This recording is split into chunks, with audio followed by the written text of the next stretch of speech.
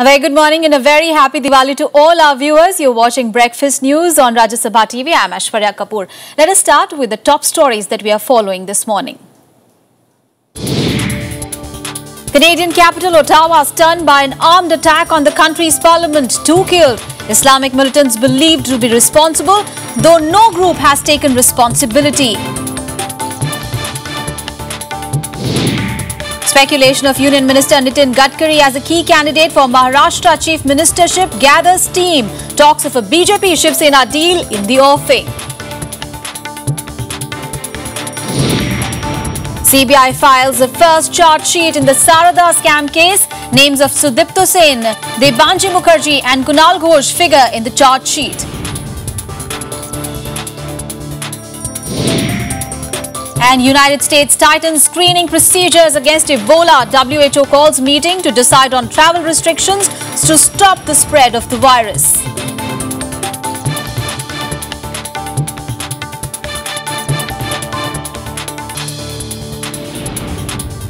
Well, it is Diwali today. The festival of lights is being celebrated across the country and by Indians around the world with traditional fervour and festivity. Now, Diwali melas, family get-togethers and sweet meats and of course lights all around are already underway. The President, Vice President and Prime Minister have greeted the people on the occasion. US President Barack Obama greeted all Indians around the world, saying it was a chance to remember that even in the midst of darkness, light will ultimately prevail. Despite strained ties with our neighbour Pakistan, the President Manmoon Hussain also came forward and extended their greetings to Hindus on the occasion.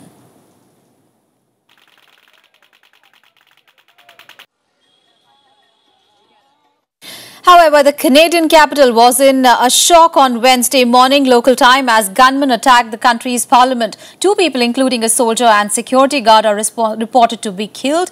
Gunfire erupted near where Prime Minister Stephen Harper was speaking and a soldier was fatally shot at a nearby war memorial. The gunman in the Parliament building was shot dead and Harper was safely removed in the incidents that may have been linked to Islamic militants. Now, witnesses said a flurry of shots were fired after the gunman entered the Parliament building, pursued by police. They said the man who shot dead the soldier guarding the National War Memorial in central Ottawa went on to attack the Parliament building minutes later.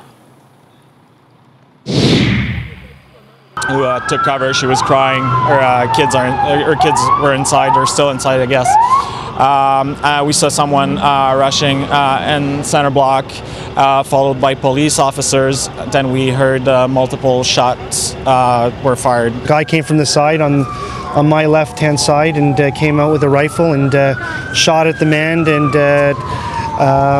then the guy went falling down, and everybody was just in shock. Couldn't believe that something like this could just happen or be real. It was just beyond realism. Now, it was unclear whether there was any connection between Wednesday's shootings and an attack on Monday when a convert to Islam ran down 2 Canadian soldiers with his car, killing 1 near Montreal. The attack had been linked to Islamic militants. No group, Islamic or otherwise, claimed responsibility for either the attack in Ottawa or the one near Montreal. The White House has expressed shock at the attack. I had a chance to talk with Prime Minister Harper this afternoon. Obviously, the situation there is tragic.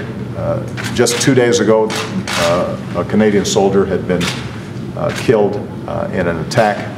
We now know that another young man was killed today, and I expressed on behalf of the American people our condolences to the family and to the Canadian people as a whole. Now, Parliament and buildings in downtown Ottawa remained on emergency lockdown at 6 p.m. Canadian police are investigating a man named as Michael Zehaf Bibio as the possible suspect in the shootings. Canada, in fact, had announced this month that it was joining the battle against Islamic State fighters who have taken over parts of Iraq and Syria. Please, you need to leave. Down Wellington. Meanwhile, back home, there is a fresh wave of speculation in Maharashtra of Union Minister Nitin Gadkari being a key runner in the race for the Chief Minister's post. Now, two Shiv Sena leaders met in Gadkari in the capital, triggering talks of a deal in the offing. Other leaders kept up the refrain that the party was all set to form a minority government in Maharashtra. Here is a report. Amid all the efforts to form a government in Maharashtra, a mini show of strength is playing out within the BJP. On Tuesday, 39 MLAs said they wanted Union Transport Minister Nitin Gadkari to be given the Chief Minister's job. Nagpur East MLA Krishna Khopre went a step further, telling PTI that he could even vacate his seat for Gadkari. Nitin ji ने महाराष्ट्र के नेतृत्व को स्वीकार करना चाहिए और सभी भावनाओं को गडकरी साहब के सामने सभी ने रखा और उन्होंने सभी का सम्मान भी किया और निश्चित रूप से हम सबको लगता है कि गडकरी साहब हमारी भावनाओं का आदर करेंगे और महाराष्ट्र का नेतृत्व को स्वीकारेंगे. The union minister downplayed the MLA's demands, stating that he is ready to accept any responsibility the party gave him. इसके बारे में अपनी भूमिका मैं पहले ही जाहिर कर चुका हूँ. जब मैं दिल्ली जाना नहीं चाहता था तब मुझे जाना पड़ा. अब मैं दिल्ली के राजनीति में हूँ, वहाँ अच्छा काम कर रहा हूँ और मेरे ऊपर बहुत बड़ी बड़ी जिम्मेदारियाँ हैं. और मुझे ऐसा लगता है कि महाराष्ट्र में जो भी नेता बनेगा उसके पीछे पूरी ताकत के साथ हम खड़े रहेंगे. The BJP, meanwhile, is stepping up its efforts to shape its action plan for the state, even as reports suggest that Devendra Fadnavis seemed to be emerging as the frontrunner for the CM's post. मैं पूरी कोशिश करूंगा कि party वहां मजबूती से जमीनी स्तर पर और मजबूत हो और एक सशक्त सरकार को पूरी मजबूती प्रदान करे. इस तरीके का हम पार्टी के लिए काम करेंगे. All eyes are on the potential role of the Shiv Sena in the new government, although observers say the BJP seems most likely to go for a minority government for now, rather than give in to the demands of Shiv Sena. मैं समझता हूं कि ऐसा कहा गया है कि दिवाली के बाद 26 तारीख तक कुछ फैसला भारतीय जनता पार्टी लेगी. हमारी सरकार, भारतीय जनता पार्टी की सरकार, भारतीय जनता पार्टी के नेतृत्व में सरकार महाराष्ट्र में बनेगी. On Tuesday, the newly elected BJP MLAs were flown to Mumbai by a chartered flight for the party's legislative party meeting. When the party decided to postpone its efforts to form the government, the MLAs moved to Gadkari's house to take up his case. Bureau Report, Rajya Sabha TV. Right, my colleague Rajkamal Rao is now joining us from Mumbai for more on that story. Rajkamal, now after the informal talks really that we saw yesterday in the national capital, where Shiv Sena had sent two of its leaders to the national capital to hold talks with the BJP leaders here, what is really happening in Maharashtra now? What more updates can you give us? Shiv Sena realizes, Aishwarya, that they need to be on the right side of the fence when it comes to government formation, because they were in opposition for the last 15 years and they cannot stand their party cadre together unless and until they go with the government.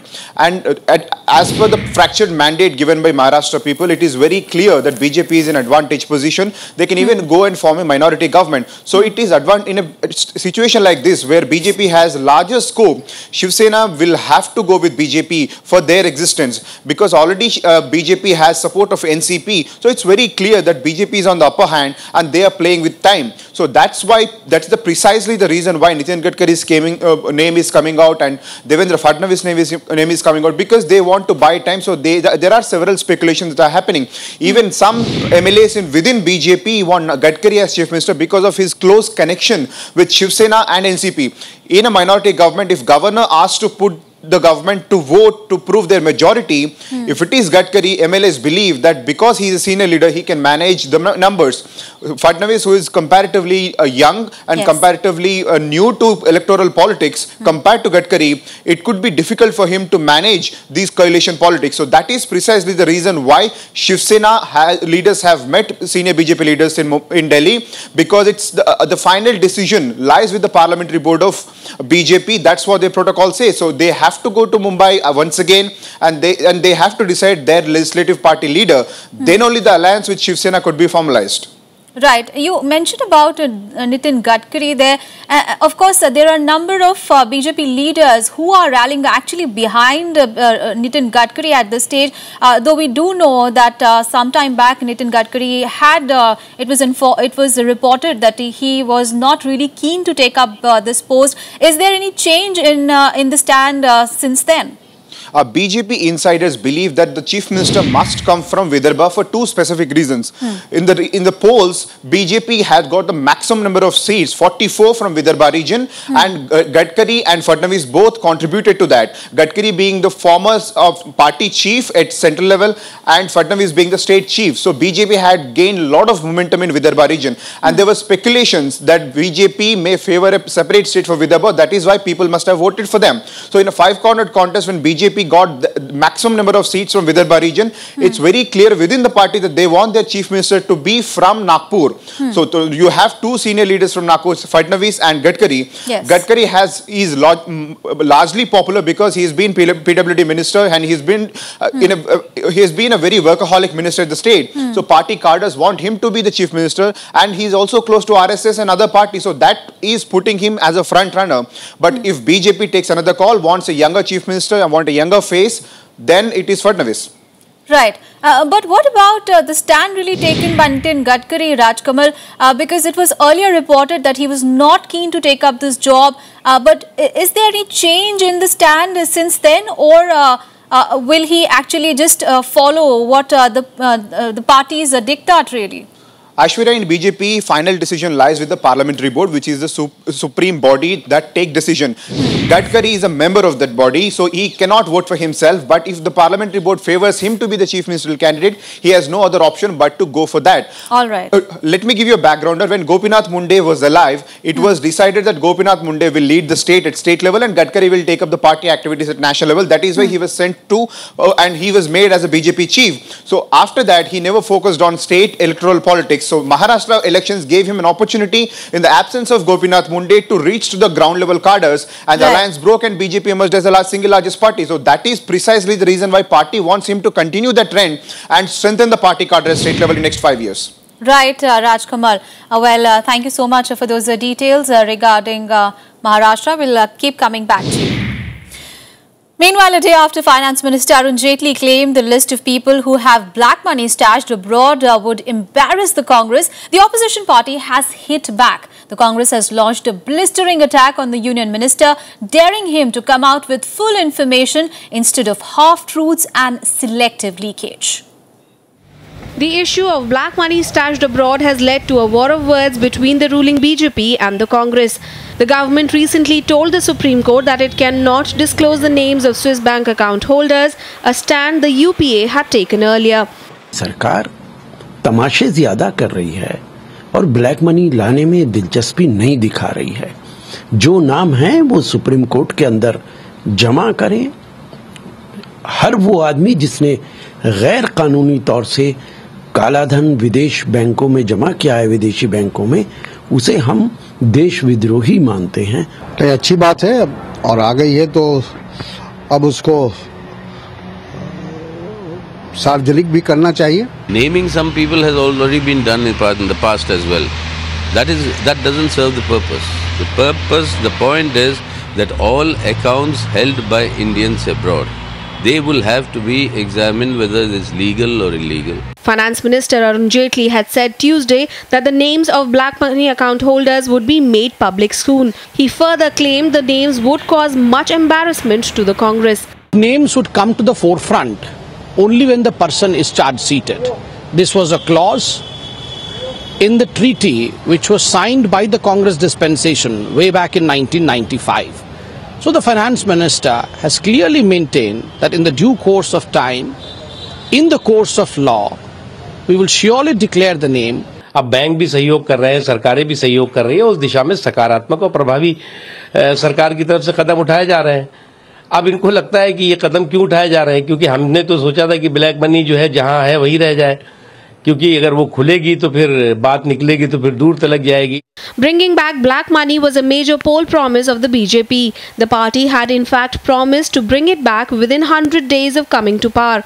But the Modi government toed the line of the UPA regime, informing the Supreme Court on October 17th that it cannot disclose details given by countries with which India has a double taxation avoidance agreement. Bureau Report, Rajya Sabha TV. All right, we'll step into a very short break here. Still to come, protests flare up in Hong Kong again after the first round of government protesters' talks ended in a stalemate. This and much more after a short break.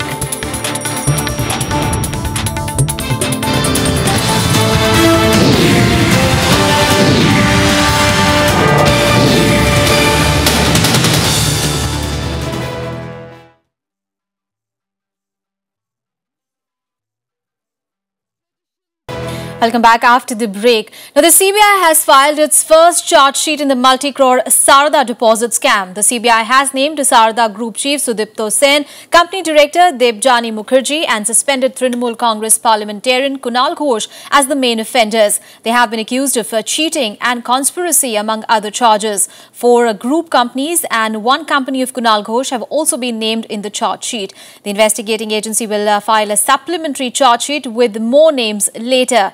The Sarda Group collapsed in the year 2013, causing a loss of thousands of crores to over 17 lakh investors. Well, let's take a look now at some other news and updates from around the country in our special segment, Nationwide. Prime Minister Narendra Modi will hold the second round of his Mann Ki Baat radio program on 2nd of November. He has invited people to share their thoughts, comments and examples of good governance initiatives that have left an impression on their minds. Modi will be celebrating Diwali in Srinagar today. The CBI has registered the case against Sai Baba Builders and Consultants and its 3 directors, one of whom is a close aide of Minister of State for External Affairs, General V.K. Singh. It relates to cheating, forgery among others and provisions of Prevention of Corruption Act. A case has also been registered against unknown officials of the RAW and a private firm for alleged irregularities in supplying high-altitude tents to the CBI.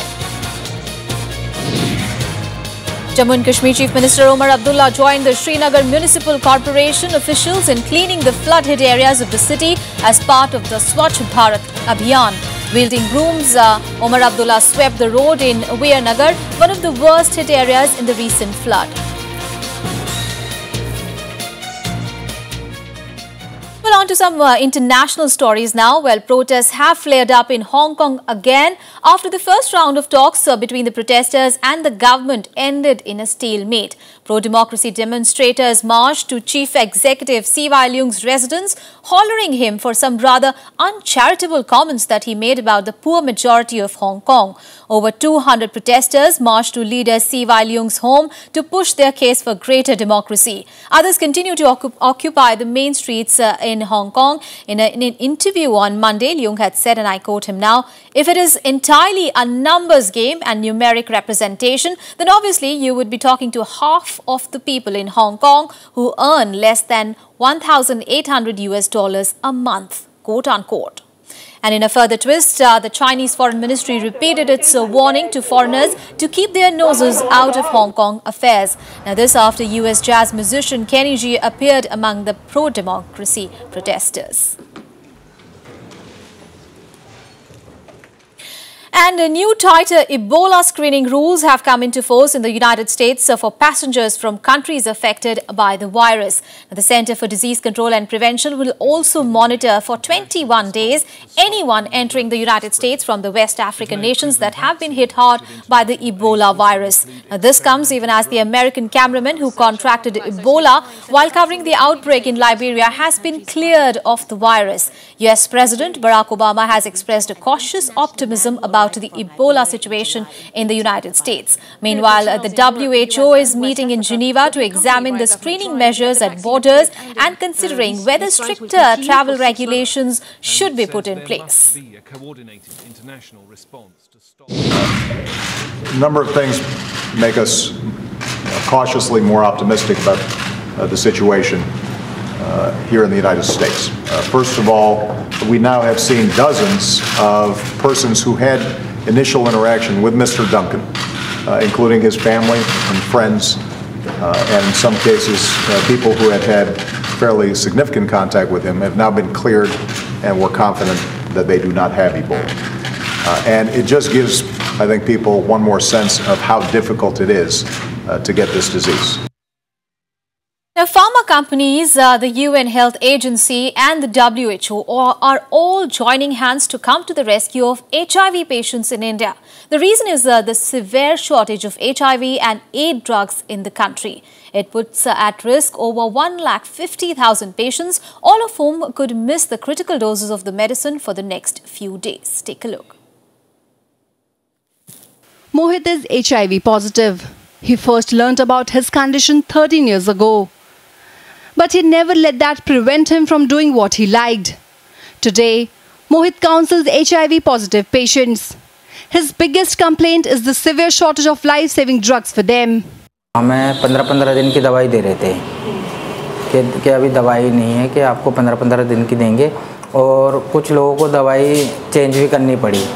India has nearly 2.1 million HIV/AIDS patients. And for every patient missing a single dose or even changing their medication, anything increases the risk.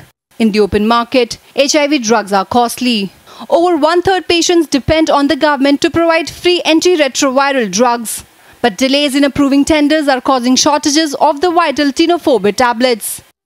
We found that there were only two which were a bit critical in the sense that the stocks were till 20th of October. But we've already placed orders and those two shall also be, I think the supplies would have begun coming.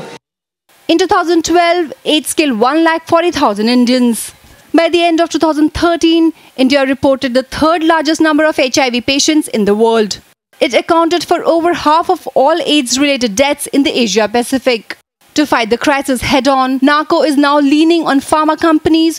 Activists, however, feel the situation still needs to improve a lot for children who need lopinavir and ritonavir syrup. NACO हमें बताता है कि 20 से 25 दिन का समय है. 20 से 25 दिन में सारी सिचुएशन ठीक हो जाएगी.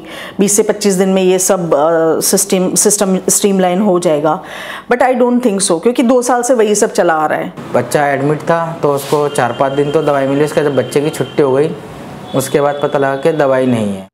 India needs 7.2 million tablets a month, with over 150,000 patients at risk of missing their daily dose due to shortage. Their hopes rest on Indian companies and global health groups to step up efforts to help them. Anshu J. Singh's report for Rajya Sabha TV. And now a look at all the other international news and updates. Here is the World Wrap.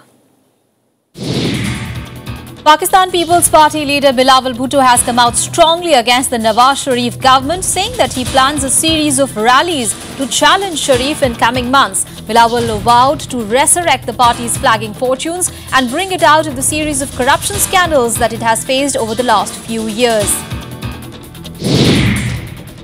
As the United States continued airstrikes against Islamic State militants in Iraq, it has said that it expects the UK to join the United States in operations against the group. British jets are part of an international alliance bombing IS in Iraq, but the country has so far been resistant to getting involved in Syria. Representatives from Iran and other countries have kicked off expert-level talks in the Austrian city of Vienna to discuss differences over a number of issues in the way of reaching a final deal over Iran's nuclear energy activities on Wednesday. Iran and 5 permanent UN Security Council members plus Germany are in talks to work out a final deal aimed at ending the long-standing dispute over the Islamic Republic's nuclear energy program as the November 24 deadline approaches. The chief UN investigator into the human rights cases in North Korea has appealed to China to support calls to refer South Korea's actions to The Hague on suspicion of crimes against humanity. China is believed to be North Korea's principal protector on the UN Security Council, and it is likely to use its veto power to knock down any attempt to refer North Korea to the International Criminal Court. And let us now look at some of the major events and meetings that are scheduled for today in our special section, The Day Ahead. Prime Minister Narendra Modi has a busy schedule ahead for the day after a visit to the Siachen Glacier this morning. He'll be visiting flood-hit areas in Srinagar today to meet the families affected by the tragedy last month. And he will also review rehabilitation measures. Now, Hurriyat, the separatists in the state, have called for a complete shutdown today, accusing the centre of apathy. Several parts of the world will witness a partial solar eclipse on Thursday. The phenomenon is expected to begin at 5:43 p.m. in India. Today's solar eclipse is a partial eclipse, which means the sun will never be entirely obscured by the moon, although the sun is expected to set even before the eclipse is complete. Pakistani cleric Tahirul Qadri is gearing up for the next stage of the revolution against the Pakistan government. Qadri ended his 2 months-long anti-government protest in Islamabad, but vowed to renew demonstrations across the country. Qadri will hold a sit-in in Abbottabad today, after which the protests will be stopped during the month of Muharram.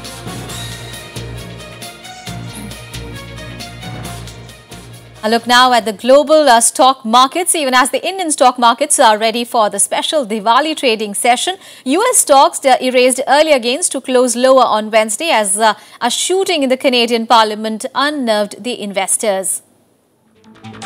The Dow Jones Industrial Average fell by 153.49 points or 0.92% to close the day at 16,461. Looking at the Standard & Poor's 500, well, it lost 14.17 points or 0.73% to end its business at 1,927. The Nasdaq Composite dropped 36.63 points or 0.83% to close the trading at 4,382. Gold prices declined 0.23% or 6.63 rupees to 27,491 per 10 grams on Wednesday as the speculators booked profits at prevailing levels amid a weak global trend. Now talking about silver, well, it also fell by 0.29% or 111 rupees to 38,656 per kilogram as speculators reduced the positions on weak cues from the global markets. And let us take a look at all the action from the world of sports in our special segment, Sports Beat. Well, a day after his dramatic announcement to quit, India's chief hockey coach Terry Walsh withdrew his resignation after a meeting with the top sports officials who have assured the Australian that his concerns will be addressed in a fresh contract.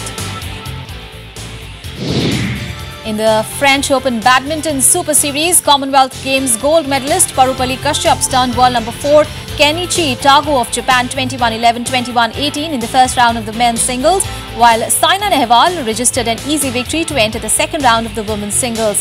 The fifth-seeded Saina, meanwhile, just took 37 minutes to outplay local shuttler Sashina Vara 21-16, 21-9. Rafael Nadal continued his comeback from injury with a 6-1, 6-1 win against unheralded Frenchman Pierre-Hugues Herbert on Wednesday to reach the Swiss indoors quarterfinals. The second-seeded Spaniard, playing just his third tournament since Wimbledon due to a wrist injury, blasted past Herbert in just 57 minutes, breaking the qualifier's serve 5 times. In the matchup that always looked one-sided, the second seed's athleticism proved too much really for the French youngster. Well, that's all in this edition of Breakfast News. Have a great day and a very happy Diwali.